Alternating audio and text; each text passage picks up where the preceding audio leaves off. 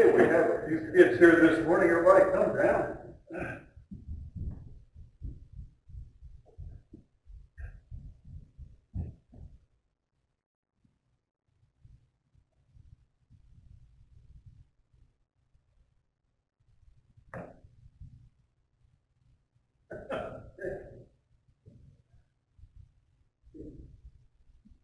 Today we still have some Miss Liz prepared some Father's Day gifts there. Looks like there might be enough for everybody to have one. Would you take those right there and just give her all the kids one? Give all the kids. Start with Laney there. Hey, Harper. Avery. We appreciate the gift. And keep one for yourself. Yes, sir. Miss Avery, would you come up here and help me with this lesson today? Sit right up here if you would. Oh, that's kind of awkward. You have a 33 dress, so don't get it. Sometimes when guys are asking to do something, or men especially, they forget that you have a dress on that's a little bit different. You handle that very femininely, and so you're 11 now. You had a birthday since we saw you last time. You have fun at the beach? You have some sand right here. Let me get it.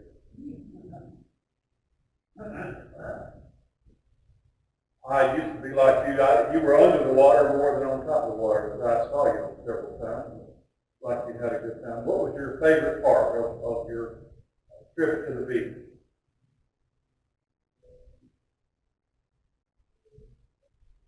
Play in the water at the beach, or at the ocean, or at the ocean. I think Harper liked being in the swimming pool a bit.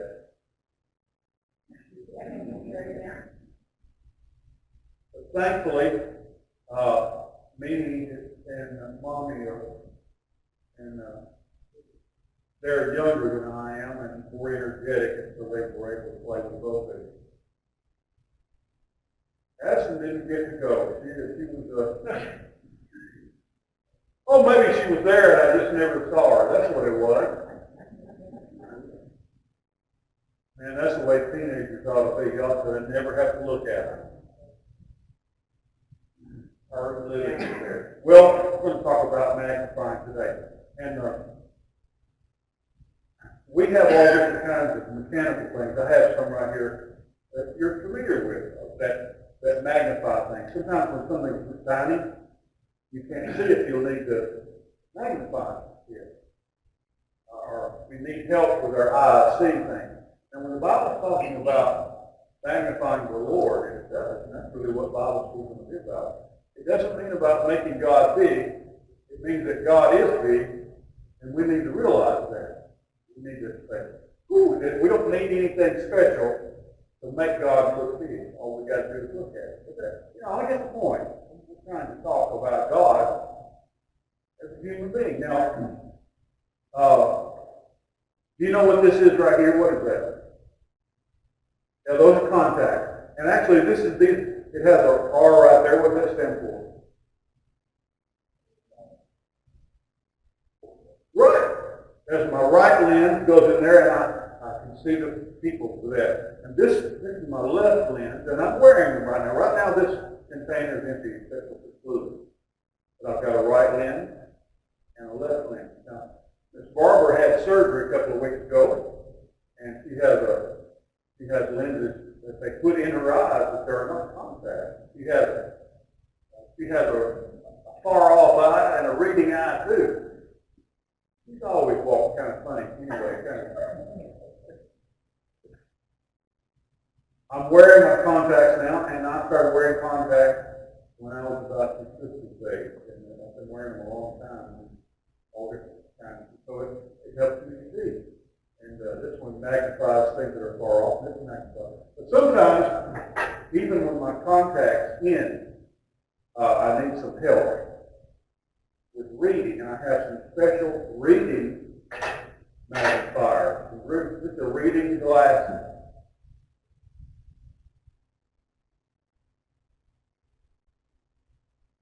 Even with my contacts in, and it helps me read sometimes. Here, you put them on. No need in just me looking funny. Let's go and put them on. Now, I learned this in the Big Bang Theory. If you really want to if you think you already have a boyfriend, but if you saw a boy that he was kind of nerdy, kind of a nerdy boy, and you wanted to get his attention, if you pull those glasses kind of down to the end of your nose and look at him and said, molecule. Molecule. He would just go nuts. He would just go nuts. And I've got a special thing that I keep those in. I carry them with me in case I need to read the menu or something like that. Sometimes I take my contacts out, and these are my regular glasses. They're bifocals. You know what that means? I'll show you. Here's my glasses. It's my regular glasses. And when I put them on now, everything looks blurry over there on the contact. Do you see down here the bottom part? Can you see a line there? Well, I read through that little bottom part, and I see all through the top part. So these are bifocals. Old people wear bifocals. And that's why sometimes they're going like this, and going like that, going like this, and going like that, kind of look at stuff. Those are my glasses. Sometimes I take the contacts out, give my eyes a rest, and I wear my glasses. I've been wearing glasses since I was about 14, 15 years old. Now this is your classic. What is that? You don't have magnifying glass. And we're going to see lots of those, I think. And here, take that, and you can see something. Let me see. I've got a card in here. And when you look through there, it makes it bigger, doesn't it? And I keep that at my desk at home because there's lots of things on my computer or lots of things that are in books still or on my desk that I can't see. I need to magnify. I use that magnifying glass. Now, another example, I'm using my telephone now to broadcast this on Facebook. But I tell you, a lot of things, most of the books that I read now, I read on my phone because I can make the letters really big and make the words really big so I can see them. And I can actually, if something has a serial number on it or a code number, something like that, I can actually hold my phone over and it makes it bigger where I can see it. So I use my phone a lot for magnifying glass. Now this is called a loop. And this is the way a little bit. This is for extreme magnification. So you're supposed to kind of put that in your eye like that, and you have to hold what you will look at really close. So hold that up to your eye, and then hold this card, hold it really close. That really makes it really big, doesn't it? And so I really want to send this really tiny on an electronic device or a circuit, something like that. And I use this loop. I carry that in the camera bag here. Here are all the different things that are used for magnification and about making things bigger where I can see. And so what we're talking about, though, is all the different ways that we can see God and all the different ways that we can recognize and acknowledge the fact of how wonderful, how extraordinary God is. And we don't really need these things to look at Him.